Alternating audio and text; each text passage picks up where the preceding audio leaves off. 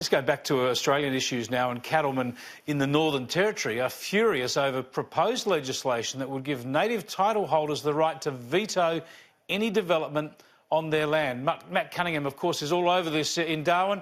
Matt, how would this legislation change the system that already exists? Well, Chris, at the moment, pastoralists can apply for what's known as a non-pastoral use agreement on their land. So if they want to do something like perhaps, start a cropping business or a tourism business, they're able to do that. It's a pretty simple process where, they simply have to make sure that there's no environmental damage that would be done and that sacred sites that might be on their land are protected. There's a 30-day period there, and then basically they're able to do that. But what's being proposed by the Northern Territory government is a new system which would give the native title holders basically a right of veto over any proposed diversification on pastoral land. Now, here's the Environment Minister, Eva Lawler. She was talking about this last night in the Northern Territory Parliament. What we want to see is that Indigenous Territorians, traditional owners of their land, have the opportunity to be consulted about what their land is going to be, if there's changes to the use of their land.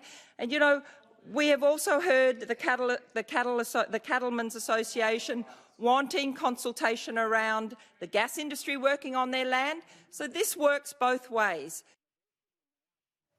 Now, Chris, the Northern Territory Cattlemen's Association is furious about what's being proposed. They say that it goes against not only the Land Rights Act but High Court decisions, including WIC, which have always ruled that when there is a collision between the native title holders and the pastoralists, that the rights of the pastoralists would always basically proceed. I spoke to the Chief Executive of the Northern Territory Cattlemen's Association this morning, Ashley Manakara. Here's a bit of what he had to say. It is a legislative overreach on their part.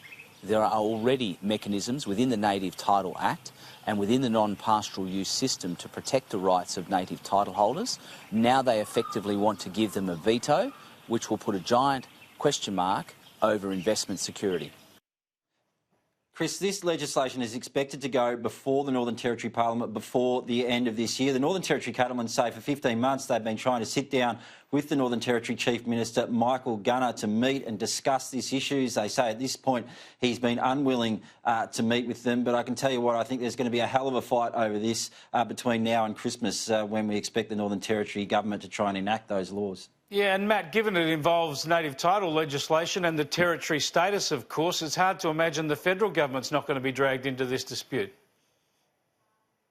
I suspect they will be. In fact, it'll be interesting to try and ask Ken Wyatt, the Minister for Indigenous Australians, about this. He's actually here in Darwin tonight, where he'll give a lecture at Charles Darwin University tonight. But this whole issue of land tenure, I think, is something that is often raised here in the Northern Territory and something that I'm told both sides of politics federally think really we need to take a good look at. I think economic development on Aboriginal land is crucial if we're going to lift Aboriginal people, particularly here in the Northern Territory, out of the extreme levels of poverty and dysfunction we see them living in many parts of the NT. The Northern Territory Cattlemen's Association certainly says that that's what it's trying to do by developing these other businesses on their land, but it says that this legislation that's being proposed by the NT government would be a real roadblock in its attempts to try and do that.